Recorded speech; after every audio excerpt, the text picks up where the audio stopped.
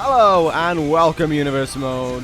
This is the show known as Raw. Apparently, this is the B, C, D, E shit show. One of them. It's irrelevant anyway. But we're here tonight in Australia, of all places.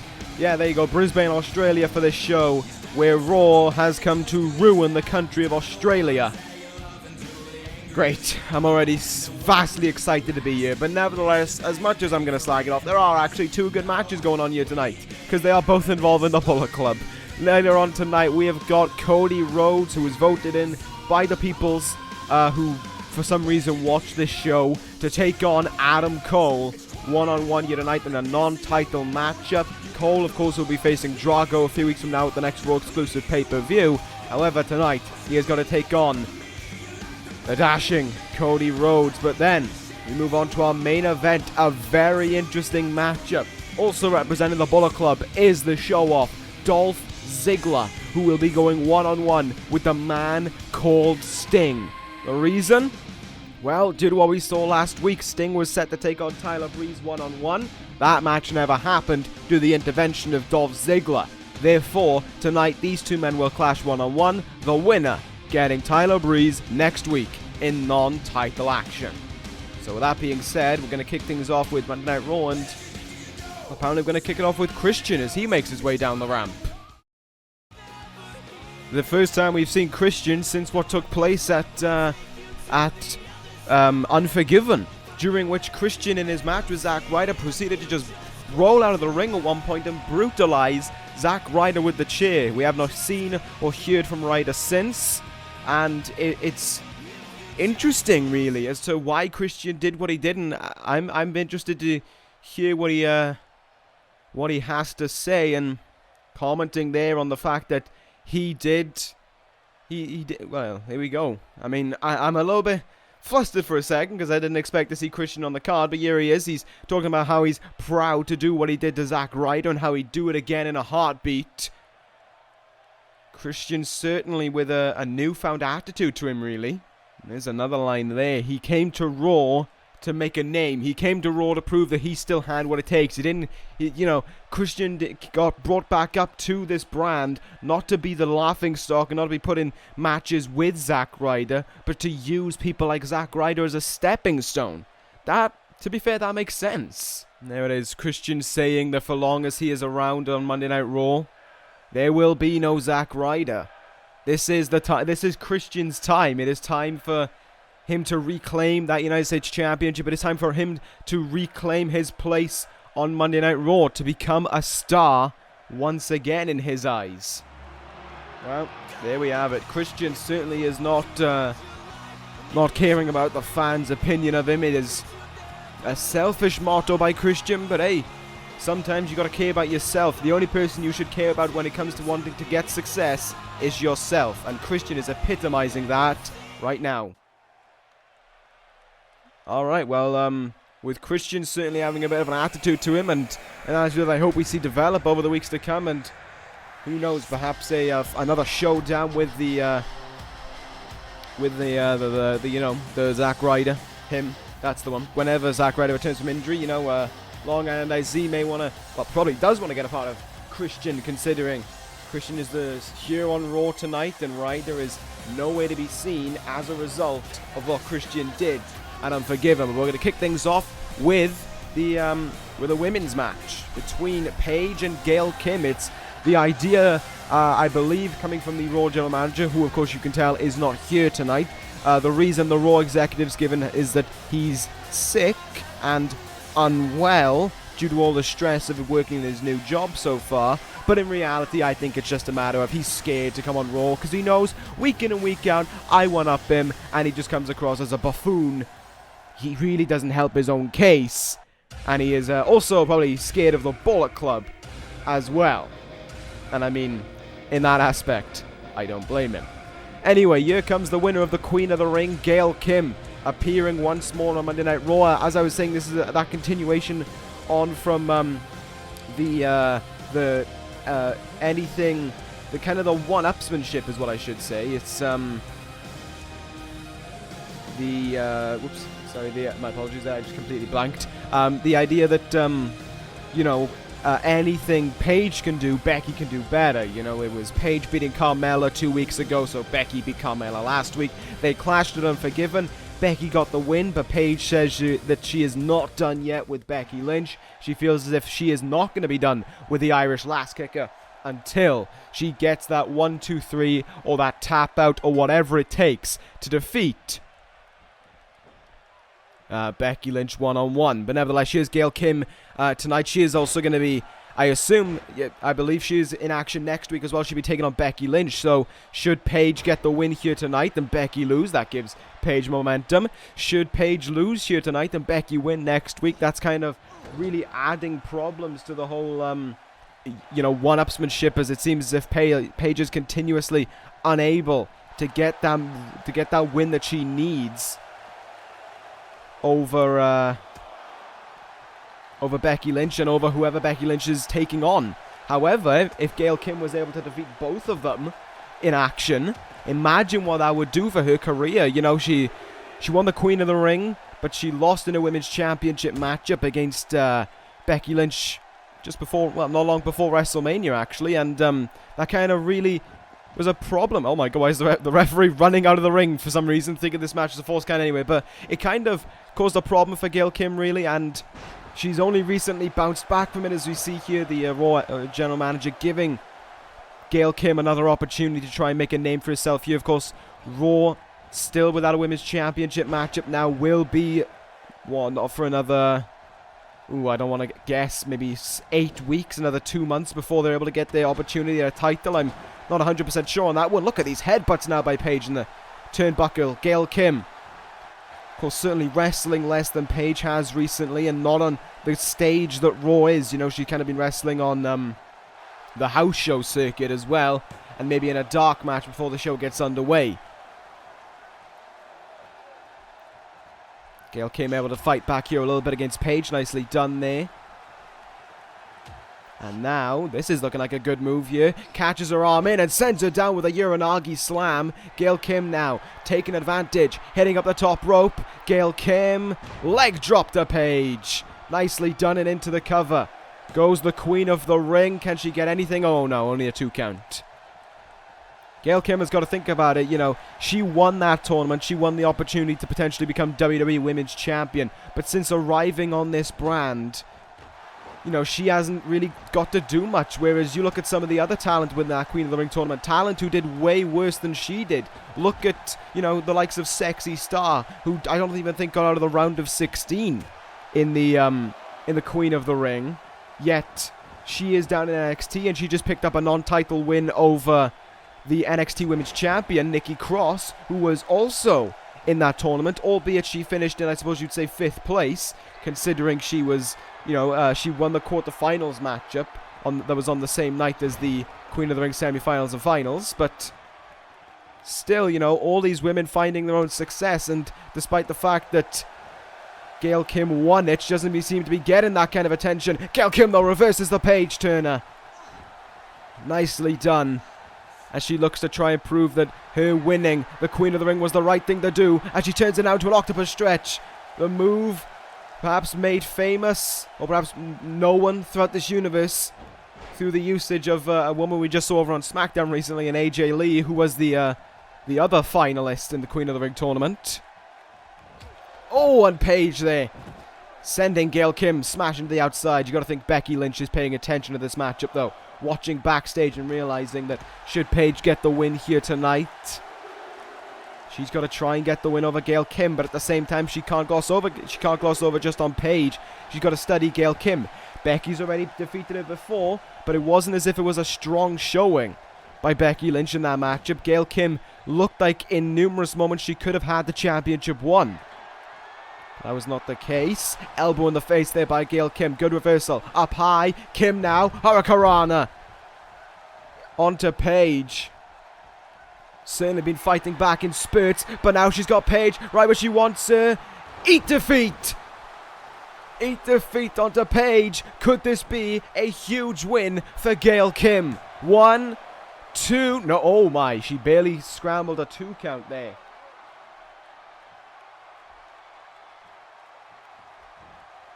Matchup continuing on here, and Paige is going to try and get some fight back going right now. She was almost defeated there at the hands of the Defeat, but even then, it barely got a 2 count, and now Paige all of a sudden back in it. Paige Turner onto Gail Kim. The cover by Paige for 1, 2, no! She didn't manage to get the 2 count. And Gail Kim jumps right back up to her feet. Here goes Gail Kim now, exploding away on Paige. Drop kick into the chest, almost akin to the comeback that we see from Becky Lynch. And again here, Gail Kim going to turn into that octopus stretch, gripping on the arm of Paige. Even if she doesn't get the tap out win here, it's going to affect Paige's ability to lock in the PTO, to hit the Rampage DDT. Gail Kim's got that locked in now for a long time. Paige, though, still refusing to submit to it. And Gail Kim just lets it go, dumping Paige on the floor there. Not too sure. I think Paige may have just been far too exhausted by what we saw. Gail Kim looking for something. Paige going to counter it, though. Back suplex.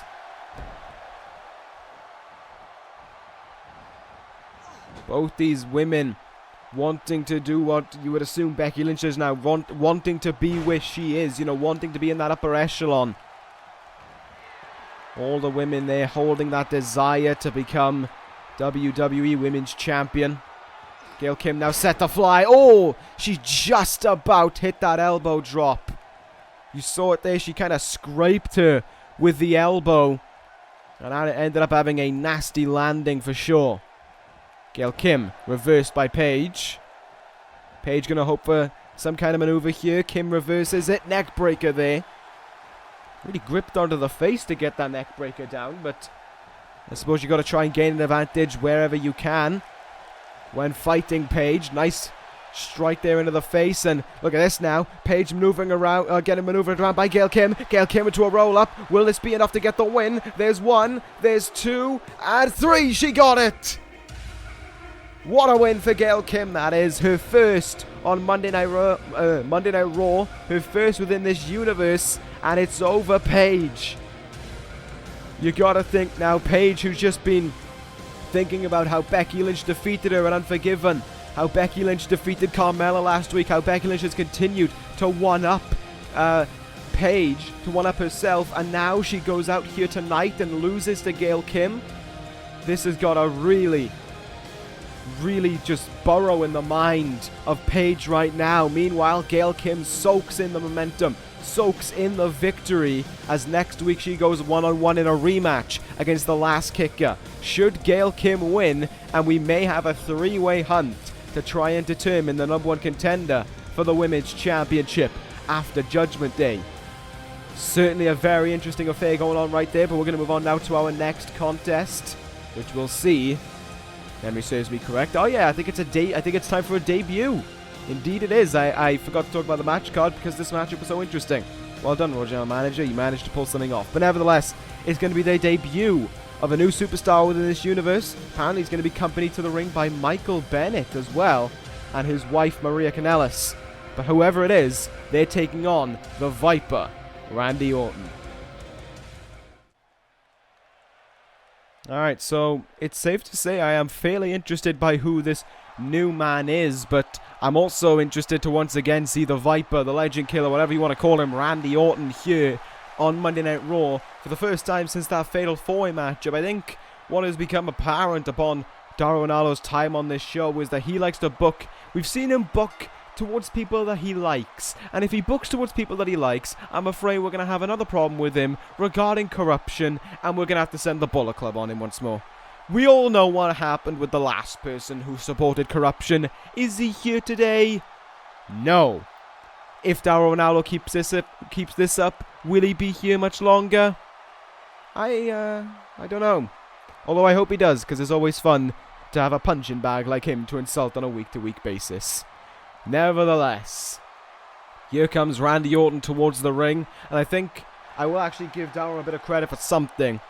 I think it's the as time has gone on, you know, he's been here now for coming close to about 4 weeks now, and I think he's realized, you know, who no, it's going to be 3 weeks, am I correct? Yes, this is going to be his 3rd week in charge, and I think he's realizing who some of his strengths are to book, such as we're seeing here tonight. We're seeing Cody Rhodes, we're seeing Randy Orton. We've, of course, seen the Bullet Club, which is his biggest strength, but we're also seeing Sting as well. These are the big names that are going to assist Monday Night Raw.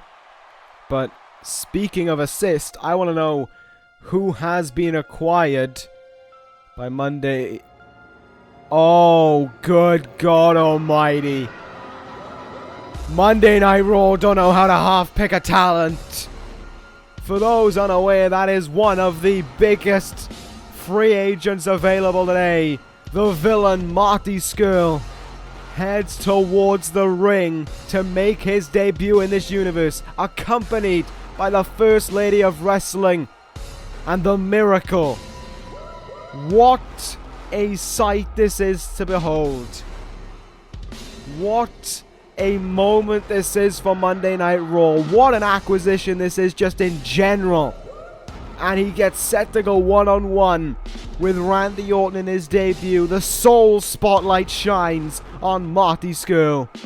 The villain is ready to lead a time of tyranny onto Raw, and with the Miracle and the First Lady backing him, this could be an iconic time for this brand. My oh my, what an arrival this is. The villain Marty... I believe it's pronounced Marty Scurll. It might be pronounced Marty Scurll. I don't know how to pronounce his name, okay? I'm bad with pronunciations, but don't eat my ass out about it. Nevertheless, here we go. We got the debut of the villain. We got the debut of a Brit within this. I'm already liking him already. Making his impact felt here on Monday Night Raw. And I mean, if Marty was able to knock off Randy Orton upon his debut, imagine how that would set his career in motion. Randy Orton's no slouch. He's a former Triple Crown champion. I thought he was a Grand Slam champion before, but I proved to be wrong. But Randy Orton is one of the most experienced talents that we have within this universe. He is almost a veteran in many aspects, and you know, if Marty's able to knock him off in this one-on-one match, then fair play to him. He will have made a huge debut within this universe. But if Randy Orton's able to get a win as well, it shows that this is, you know, you can show up with a head of steam, you can show up with the second longest reigning world champion of all time and his wife accompanying you. However, that won't make a difference, because Randy Orton always has someone's number, and in his mind, the number begins with a letter, or a word, should we say. And the word is spelled out as RKO. I wouldn't be surprised if we saw within this matchup. I know Marty's good, but Randy Orton always has the potentiality to be that just that bit better. Here goes Marty Scurll now, looking to try and go to work on Orton. Nice backbreaker there. I've just realized he really is a perfect fit for Michael Bennett as well. Look at them. They have matching hairstyles. It's a thing of beauty. Off the top rope now, Scurll looks to fly and all. Orton just saw that incoming and was able to move out of the way very, very quickly. But it's another counter here by Scurll. He's kind of getting Orton's number along the way here. Orton, of course, wouldn't have been anticipating the arrival of Scurll. He knew it was someone unknown, but that really doesn't help in a matchup. You can't exactly study a whole lot of people when it comes to something along those lines. Now Orton, spinning uppercut off the top rope there. Very nicely hit. Randy Orton, not a man who cares about what people think of him, but not a man who's going to be siding with the Bullet Club anytime soon. I mean, when you are the Viper, you know, you are literally known as a snake. And Randy Orton is the kind of snake who wants to be alone. We certainly saw how alone he wants to be over on SmackDown when he broke up Evolution of his own accord. And since then, Orton's been, you know, just kind of continuing on, going back to his old roots. We saw it with the simple change-up of theme, really. And Randy Orton now arriving on Raw. He lost his first match on Yokos, which was the chance to take on... Oh my goodness, nice counter there by Orton. to get out of that submission hold. But as I was about to say, you know, he lost his first match on Raw, but Orton still got to have that bit of frustration within him because he was lined up to challenge for the WWE Championship over on SmackDown before being drafted away. And I imagine Orton, there's a bit of thought within Orton that thinks that he should still be considered a big name, really. He should be considered in that top echelon. He should be where Sting and Daniel Bryan are right now. Sorry, not Sting and Daniel Bryan, Sting and Dolph Ziggler. Don't know why I thought of Daniel Bryan. That is... I am so sorry, Dolph Ziggler, for thinking you were Daniel Bryan. Jesus Christ. How can I compare the show-off, one of the best wrestlers we've seen in some time, to one of the most boring men that has ever lived? Nice superplex there by Orton, though, as we continue back on with this matchup. But Maria now getting involved. The numbers game coming into equation. Maria distracting Orton long enough for Skull to hit that German suplex there. And the villain into the cover here. Can he get a win over the Viper? No, only a 1 count. Randy Orton's been through far worse at the hands of many others. You know, he got twisted fated through a cell years back and was unable to compete for months on end. Certainly his wars with Kyle O'Reilly and Bobby Fish just before his departure from Friday Night SmackDown managed to show how tough he is and the pain that he can go through. As we see there, he not only fights out of that figure 4, but he turns it into his own advantage there over on Marty Scurll. And now, RKO! The Viper strikes on Scurll, but I think Bennett or Maria, one of the two, has just got involved. Maria, once more, getting involved in this one, probably at the behest of her husband, and saves Marty Scurll within this match.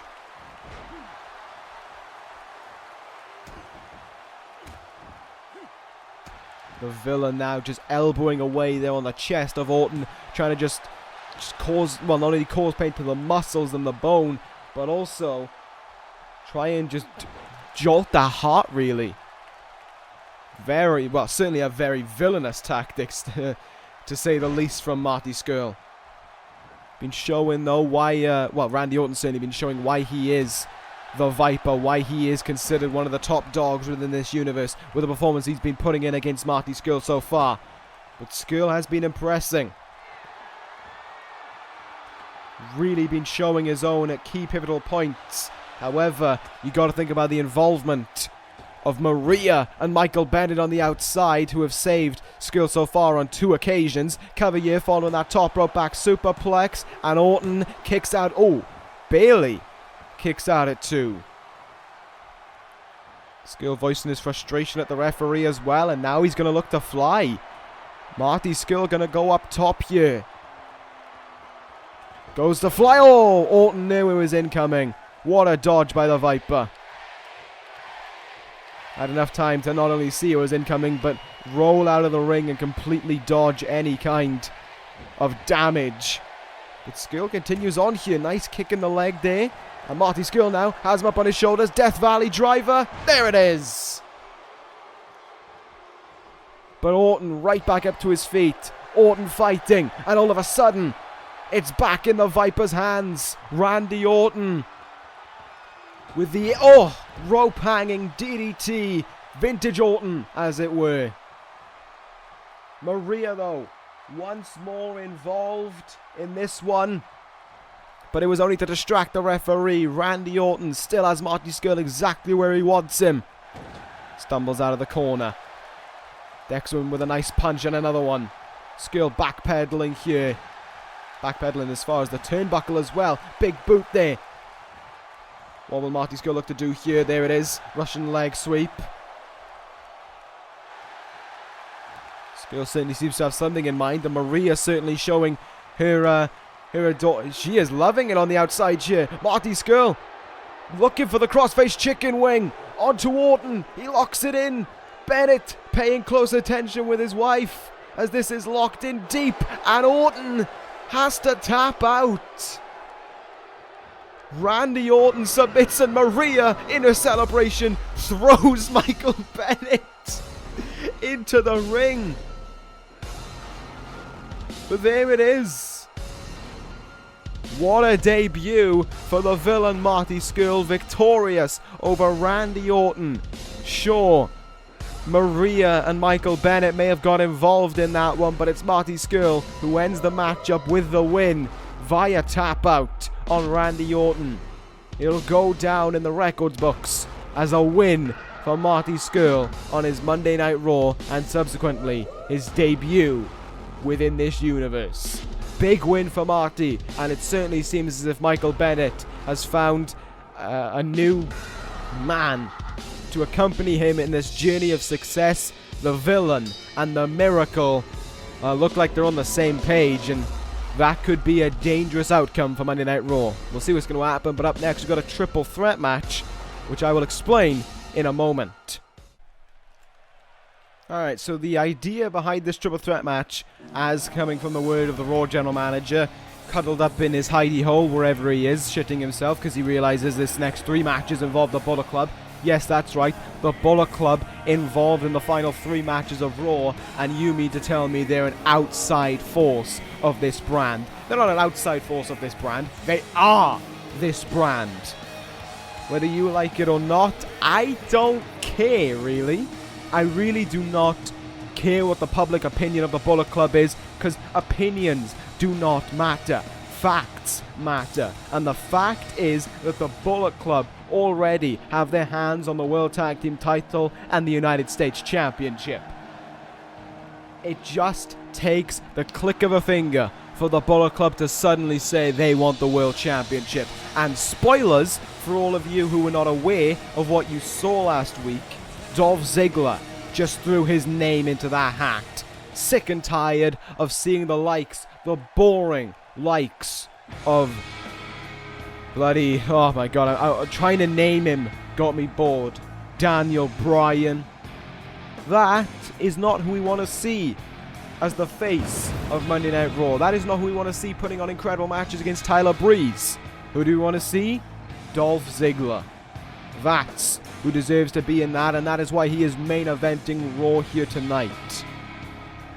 But going back to a previous point, here comes Kane regarding, we'll go back now to this point regarding the triple threat match that has taken place here. You see, the idea of this matchup being that this triple threat match is in place so that if Kane or Drew Galloway get the win, their team are the number 1 contenders for the World Tag Team titles. So should Kane win, the Brood are number 1 contenders for the World Tag Team titles. Should Drew Galloway get the pinfall victory, my apologies there, the Revolution are the number 1 contenders for the World Tag Team titles. If Karl Anderson wins this match, Karl Anderson wins this matchup, the Bullet Club get to choose they are number 1 contenders for the World Tag Team titles at the next Raw exclusive pay-per-view. It's a genius idea, I'll give it credit, because it means that we don't have to, you know, when Karl Anderson will win this matchup, it means we don't have to sit through what is force-fed to us by the Raw general manager. Instead, we get to watch the Bullet Club, the fair and loving and caring tag team champions that they are, bestow their grace onto the World Tag Team Champion division. Give an opportunity to those who would have been held down by the regime, like the Bullet Club were when they made their debut. Held down by the regime. They became World Tag Team Champions, but no one wanted to do anything with them. They had to put out their own voice. They had to get themselves involved in business that shouldn't have been theirs, but they made it. Not only just their business, but they owned that business. They took control and took care of that business as well. And now the Bullet Club stand atop Monday Night Raw. Who cares if they don't have the World Heavyweight Championship? They have everything else that you need to own this brand. So when Karl Anderson wins here tonight, and when he gives that opportunity to a tag team that is deserving of the shot of the World Tag Team titles, you will thank Karl Anderson. You will thank the Bullet Club for everything they've done, for saving Monday Night Raw from the depths of failure. Because when they choose the number 1 contenders, you will realize that team deserved it. I'm glad they got the opportunity. The Brood, the Revolution, I mean, the Brood, alright, I'll give it credit. They are a scary team. They are a menacing team. Could they put up a fight with the Bullet Club? Hell yeah. The Revolution? Hell no. They failed on so many occasions. Drew Galloway failed at Unforgiven to get the win over Adam Cole. And even to such an extent, he failed so bad that he didn't even want to show up the next night on Monday Night Raw. Instead, having his friend James Storm get involved in business that wasn't his, and not in the Bullet Club's aspect to take care of business, no, to just butt his head in and to come across as someone who thinks that he's some kind of tough guy. Just because you play the moniker of a cowboy does not make you a cowboy. You can go on about who has the fastest gun in the West, but you're just the cowboy. This is the Bullet Club. They're always going to have the upper hand on you. They're always going to have the quickest draw. James Storm can celebrate his win last week. Drew Galloway, meanwhile, can mope in the fact that the Bullet Club are still the World Tag Team Champions, and still Adam Cole is your United States Champion. It won't make a difference. They're moping, they're whining, they're complaining will mean nothing. Because tonight, Galloway won't get the win. And when Karl Anderson wins, I can guarantee you Drew Galloway will not be picked as the, Drew Galloway and James Storm will not be picked as the opponents of the Bullet Club. There was a very nice drop kick by Karl Anderson with Drew Galloway on the outside. Gun stun! Gun stun! Gun stun! Go on, Karl! Cover by Karl Anderson. This is for the Good Brothers. Kane kicks out at 2. Not really much of a surprise, though. The big red machine able to fight on. And still going back and forth with Drew Galloway right now. Cover here by Galloway. Won't be enough. Sorry, but if Karl Anderson can't pin someone, what makes you think that Drew Galloway has the potential to do it? Galloway, though, in position. Ready to strike maybe with the Future Shock DDT. Meanwhile, Machine Gunker's having the time of his life on the outside. There it is. There it is. The Future Shock DDT, but Karl Anderson disposes of Drew Galloway, and the cover on Kane for 2. Oh my god. Kane not only kicks out of the gun stun, but kicks out of the Future Shock DDT as well. My goodness. There's a reason why he is the big red machine. You can throw a cog in the works all you like, and he just continues to go. Continues to churn out this dominance that we see from him. Galloway once more on the outside, but look at the strength here. Look at the strength of Karl Anderson to lift up that 7-footer and deliver the brainbuster. You won't be seeing that from Drew Galloway now, would you? Karl Anderson getting in what shots he can. Nice super kick in the gut. Can he follow it up with an actual super kick? No, he can't. Went for the drop kick anyway. Drew Galloway now returns to the ring and goes right back to Kane. The DDT connected there. Kane rolling to the outside, leaving Anderson alone with Galloway. Worst case scenario there for Drew Galloway. Being left in the ring with the dominant World Tag Team Champion. There's the gun stun again. Once more, the cover for 1, 2. Yes! It's a win once more for the Bullet Club. And I will take that one down as a fast win as well. Karl Anderson, you beauty. Proving why the Bullet Club are as dominant as they are. You saw it there. Kane took a Future Shock DDT and a gun stun and easily kicked out of 2 of both of them. Drew Galloway, on the other hand, didn't really get hit with anything too vital. Gets hit with the gun stun and is still just holding his body on the outside in pain and discomfort. Poor Galloway. But once more, the Bullet Club prove right. The Bullet Club prove that no one is going to be able to stop them. Alright, yep. Yeah, I'll take that, don't worry. Yep, too sweet. So excuse me about that. Just had the arrival of the other half of the World Tag Team Champions, Luke Gallows, handing down the note to reveal. That's a good one. That's a good one. You've really won up yourself today, chaps. The number one contenders for the Bullet Club's World Tag Team Championship are the Vaudevillains. Beautiful! Problem solved. Moving on to our next contest. Cody Rhodes and Adam Cole. So, with the Bullet Club choosing perhaps the strongest choice for the World Tag Team Championship. I'm never going to get over that. That is a wonderful pick. Can't think of a team that deserves it more than the Vaudevillains. Anyway. Let's try and calm down. Here comes Cody Rhodes towards the ring. Former world champion, former intercontinental champion, Cody Rhodes, who made his return to this universe not that long ago. Really, his time on Monday Night Raw was very, very successful, it has to be said.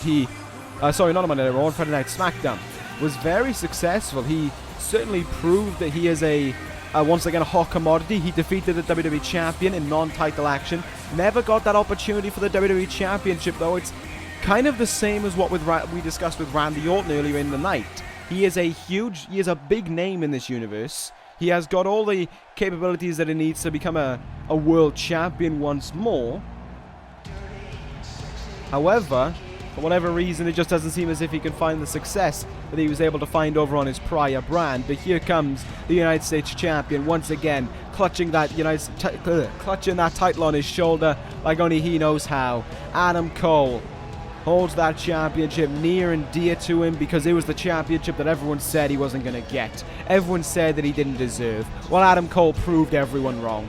Adam Cole showed that it doesn't make a difference what you think. Once more, opinions don't matter. Adam Cole headed into WrestleMania with everyone thinking, oh, him and Dolph Ziggler are going to collide. Him and Dolph Ziggler are going to clash. It's going to cost him the US title. He pinned Ziggler. He won the United States Championship. And since then, Ziggler and the rest of the Bullet Club have been entirely behind Adam Cole, not just as the United States Champion, but even to go as far as to say that Adam Cole can be the leader of the Bullet Club. He is the one who they see who can bring them to true success, show that they are better than any general manager that's obviously not named Zakrisco, and take over Monday Night Raw. Not take over. Take over is the wrong kind of word, but rightfully get what they deserve. And that is control of a brand. Because look at what their minds have been able to accomplish thus far. They've been able to overthrow the boring, tedious, same old that we've seen for time and time beforehand. Your Daniel Bryans. That's all I need to say. Just your Daniel Bryans. The rest, the majority of the boring squad has fled. Unfortunately, there are still those who remain here. The same old. Your Shawn Michaels is. But then again, there are people on this brand that the Bullet Club would love to give an opportunity to. People who deserve it. People like your Triple H. Your Cody Rhodes, maybe. Your Christians. Those kind of talents. Your Marty Skruls. Your Mike Bennetts. Those kind of talents who have the actual potential to make a name for themselves, and the Bullet Club can prove that they deserve that opportunity. And that is why I believe sooner rather than later, if the Raw executives have any common sense and they want their brand to still be standing, they will hand over control to the Bullet Club eventually and just let the Bullet Club tell Dauro Ranallo what to do. But anyway, we focus back on this matchup right now. Adam Cole here got off to a little bit of a tough start against Cody Rhodes, but getting right back into it there with that really nice single leg hook back suplex there, and Rhodes now might be retaliating a little bit. Lovely uppercut in the corner by Cole. Adam Cole, Adam Cole, of course, was not in action last week, but we determined his number one contender for the United States Championship. That, of course, being the, I don't exactly know what his nickname is, but Drago. Never mind, we'll just go with that. The masked man that is Drago. He got the win over The Miz, and he did a strong job. I said on commentary last week that I like Drago. I think he is a really strong talent. But he is, and I said that he can test Adam Cole in his own way, but I still believe he can test Adam Cole, sure. Can he beat Adam Cole? No. Drago's dangerous. He is.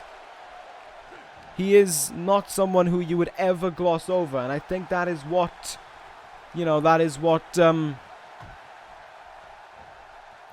I completely blanked there. That is what The Miz did in that match. He glossed over Drago, and he paid for it. Adam Cole doesn't gloss over his opponents, though. He takes every single one of them seriously. He knows why he's United States Champion, not just because he's one of the best that Monday Night Raw has to offer, but because he has fought for this position, and he isn't going to lose it, and he's not going to let Drago take it away from him either. Meanwhile here, Adam Cole doing a really strong job of keeping Rhodes down. There's a package pile driver for Cody Rhodes. What a beautiful maneuver that is when struck by Adam Cole. Forearm reversal though by Cody. Staggering Adam Cole slightly now, and all of a sudden Cody Rhodes is able to get back into this matchup. Here we go. What can Rhodes hope for now? Nothing. He's unable to get any... Well, Rhodes is actually able to get something going there. Throat chop now. Cody Rhodes. Snap suplex. Doesn't float over into the cover though. Instead, seems as if he wants to try for Crossroads. Will he be able to execute it on the United States Champion? He didn't assume his reach there, but now Cole was still dazed. Crossroads!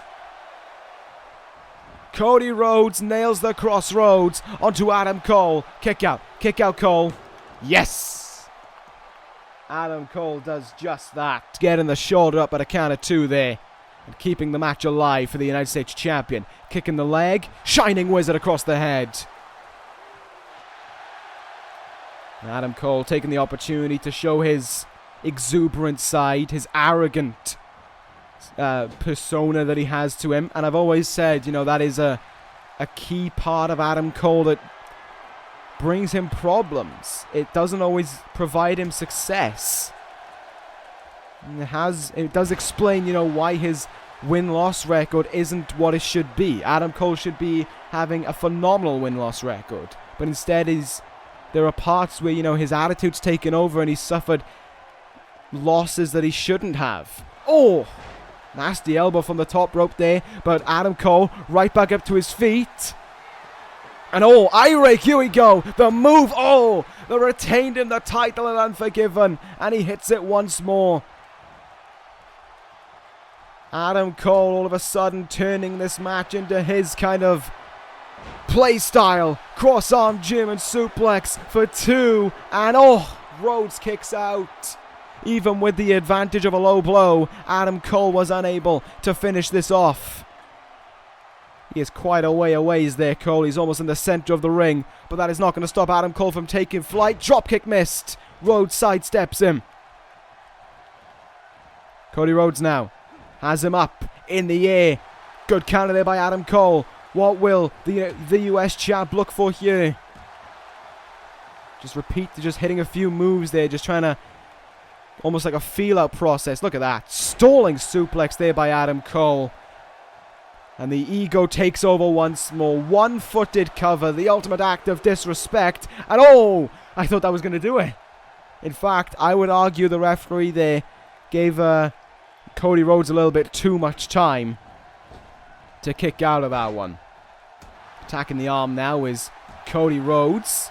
Kicked right in the back there was Adam Cole, and Cole needs to do something here just before Rhodes gets too fired up, like we're seeing right now, up on his shoulders. This move he defeated the WWE Champion with. Torture Rack Powerbomb. Is Cole in the ropes? He is not. There's one, but yes. Adam Cole studied Rhodes. He knew that Rhodes would go for that move, and therefore he was able to counter out of it. What a cheating, underhanded move there by Cody Rhodes. Raking the back. Absolute disrespect there by the man who's meant to, be the reason why people, he's cheered and adored by these fans, and he rakes the back of the United States Champion. Cody Rhodes, that is not on whatsoever around here. Rhodes able to reverse Cole there. Stumble him a little bit, and Cole goes to the outside, taking a quick breather. Oh, what an exploding kick that was there. Just absolutely caught Cody Rhodes with it. And Rhodes is sent down to the mat now. Adam Cole in the ring, having some time to just soak it in, really. He's just... well, he's going back to the outside for a second, apparently. No, he's... oh, he wanted to... just wanted to go to the outside for a little bit longer, to pose with his fans, and he's right back in the ring now. Rhodes reverses once more, and... uh-oh, this is now not looking good. He tried to run away. That didn't work. Adam Cole in trouble. Tornado DDT. Come on, Cole. Come on, Cole. Fight out of this. Fight out of this. Get up. He's wasting time.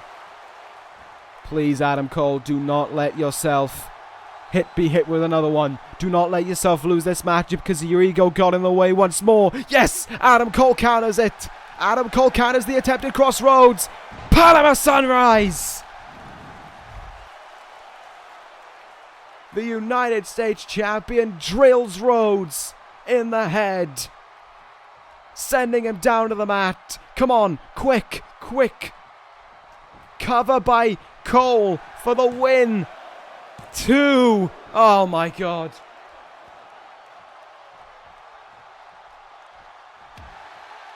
Rhodes not only kicks out, but he's continuing on here.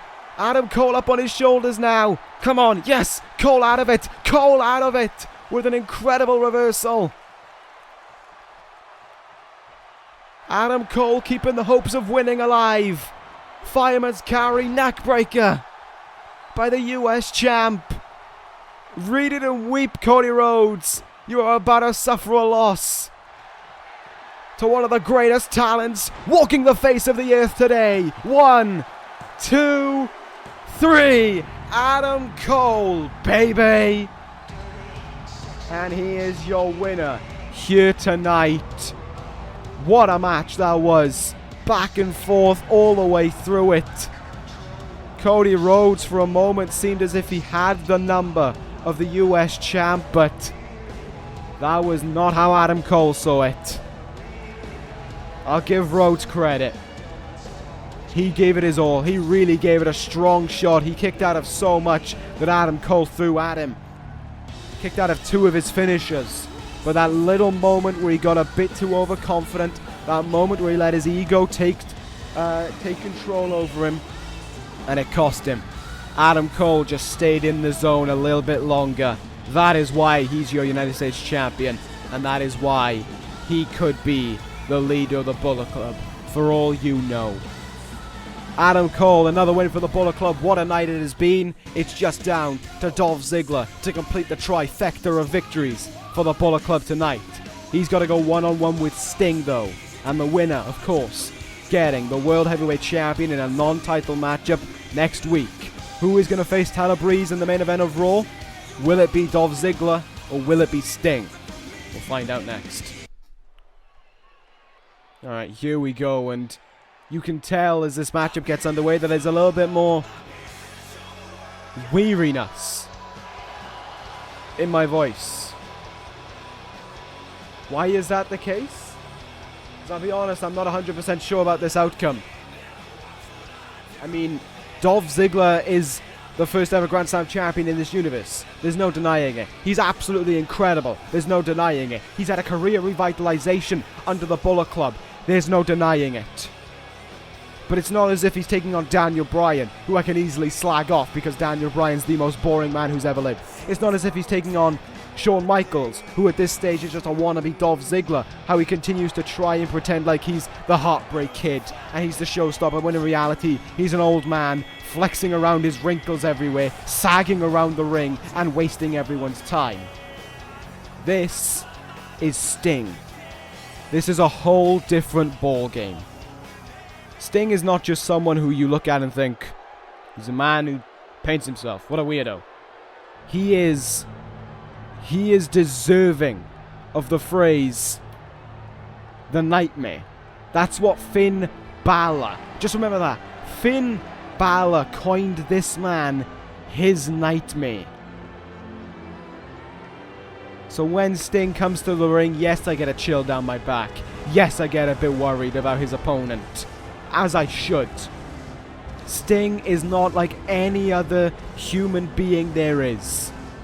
The demon is a part of Finn Balor. Sting is Sting. There is no other section of Sting. There's no part where he, just heads towards the ring, soaking in the reaction with the fans. Sting comes towards the ring. He points the bat at whoever is in that within those 4 ropes. He goes in there. He beats the shit out of you. He drops the Scorpion Death Drop. He locks in the Scorpion Death Lock, whatever he chooses. And Sting ends up walking out with the win. Is Sting's record a little bit shaky? Yes. Is Sting, however, still the most dangerous superstar on Monday Night Raw? Yes. That is why, even despite, how confident I am in the Bullet Club sometimes, as you just saw in that last match, as you definitely saw within the Karl Anderson matchup, this is one of those times where this really could go either way. Sting with an opportunity to put his career back on the stage. He had an opportunity last week, but Dolph Ziggler took it away from him, attacking Tyler Breeze before the matchup even got underway. Sting never got to make his way out from out towards the ring. He was forced to just watch on as Dolph Ziggler had his way with the World Heavyweight Champion. That is, of course, why Tyler Breeze isn't here tonight. That attack just made Breeze want to recluse. He went to go do... I believe the real reason for Breeze not being here is he had a model shoot conveniently placed for, the week after he was attacked. Breeze, I think, is in recluse in his own right. He knows the Bullet Club are dangerous. He knows the Bullet Club are gunning for him. And he may have said in the past, bring them on, I don't care. But I think that Tyler Breeze has every right to be worried about the Bullet Club. But at the same time, at the end of the night, there was also a pissed off Sting for not getting that opportunity to go back on the main stage of Monday Night Raw and prove that he is still deserving of being within this main event picture. And a pissed off Sting and a Bullet Club that is attempting to kill you at every corner is not even remotely what Tyler Breeze wants to deal with. So he gets to watch these two men almost kill each other here tonight for the shot at Breeze. However, Tyler Breeze can waltz into next week, albeit with a huge target on his back, and perhaps pick up an easy win over one of these men. But what a main event this is. I will give Dario Arnaldo credit once more. He really knows how to pick a main event. He did it last week with the Tyler Breeze Sting match, which I was immensely looking forward to, and he's done it so far here tonight. Rhodes and Cole, Skrull and Orton, the acquisition, there we go, of Marty Skrull in itself is absolutely outstanding for Monday Night Raw, as they continue to build their brand to be the strongest it can. But we would continue on here. We focus on the main event. We focus on what has made Monday Night Raw just a staple, really, and what has made Monday Night Raw a real centerpiece within this universe. That is the Bullet Club. And that is Dolph Ziggler, who reverses there what I believe to be Sting's attempted tombstone. And now, get counting. Here goes Dolph Ziggler with the elbows. A third dropped onto the heart of the former World Heavyweight Champion. The Stinger in a lot of troubles here. Down on the ground as repeated elbows get dumped into his chest. I believe that's the 9th. And here comes number 10. Down onto Sting. Ziggler drops them all into the cover. Is this the main event of next week decided? No. Sting forces the shoulder up at 2 and the match stays alive. Chop in the chest, countered by Sting, who looks to get something going here.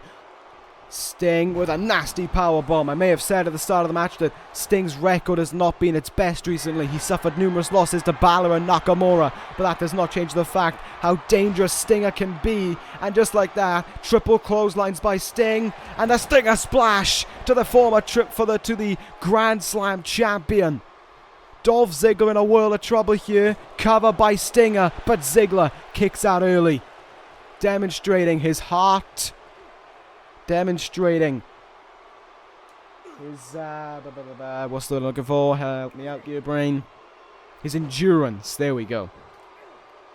But now, as Sting stands above him, here comes one of the most dangerous moves that a man can hit. Sting gets stuffed. No, Scorpion Deathlock for him, but the zigzag connects. Look at this. The zigzag by the Grand Slam champ. The zigzag by the man who is on his way to facing Tyler Breeze next week for the world in a non-title matchup. There's 2 and no. Ziggler looks like he's not done. That did not look like Sting kicked out. That looked like Ziggler broke that one up on his own accord. And he continues to go to work here. Maybe he really wants to send a message. Prove that that Sting is done.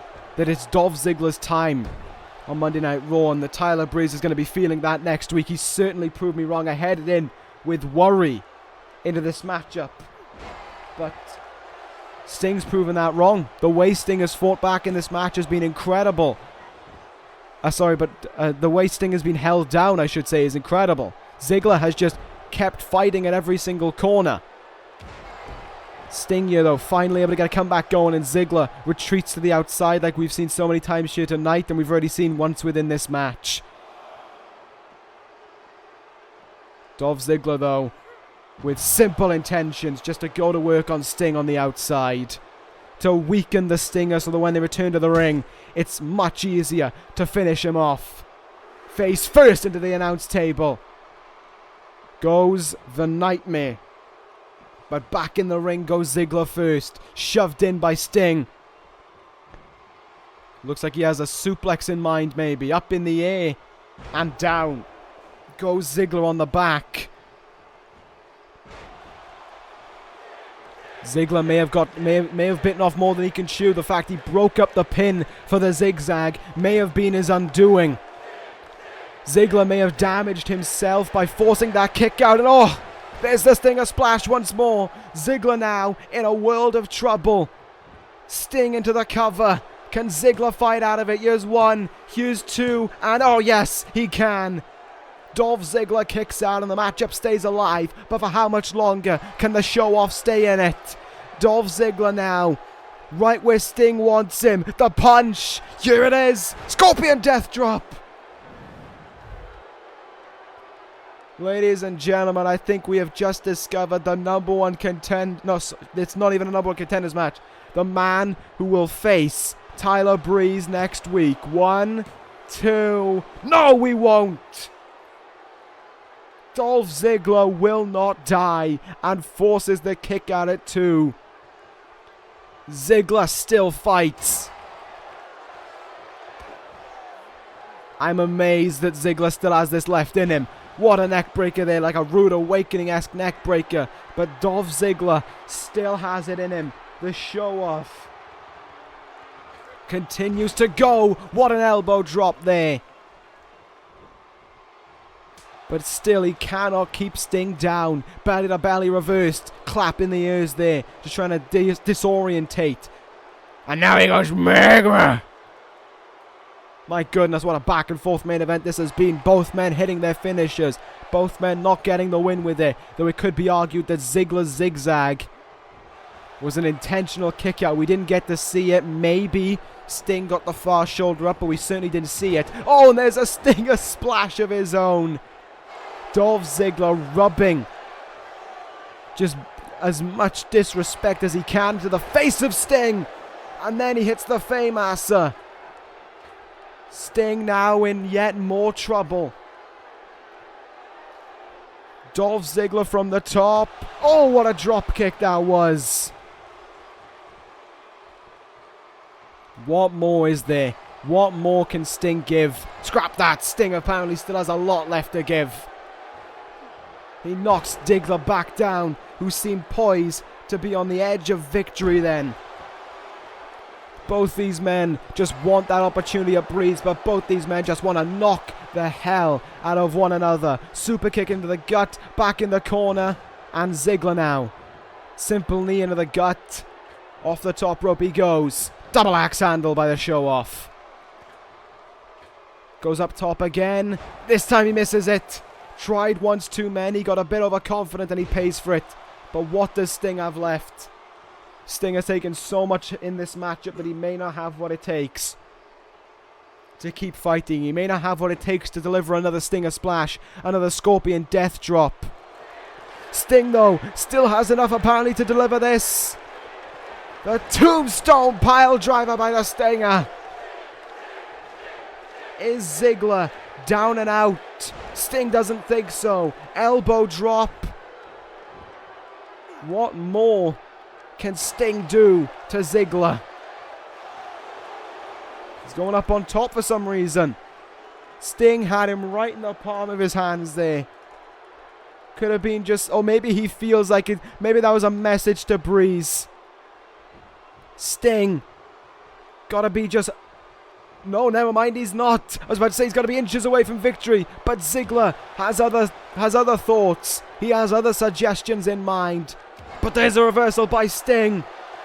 He spins around Ziggler. Scorpion death drop again. Sting nails it onto Dolph Ziggler. Surely that has to do it at this point. Into the middle of the ring. The cover. 1, 2, 3. It's over. Sting is victorious over Dolph Ziggler and will face Tyler Breeze one-on-one next week in a non-title matchup. My goodness, what a main event that was. Absolutely incredible by both men, but it's Sting who is victorious. The Nightmare wins yet again, and now, this time, Tyler Breeze will have to face the former world champion. And a man who we just saw, even with a rocky momentum that he had heading into this matchup, it didn't mean a thing. As he was able to walk all over Dolph Ziggler, that second Scorpion death drop, putting this match to rest. So there we have it, as Ziggler. Ziggler has other things in mind. Ziggler is not going to lay on the ground and accept defeat. Ziggler's going to take the initiative to Sting. He is going to take it to Stinger to finish off the show. Super kick.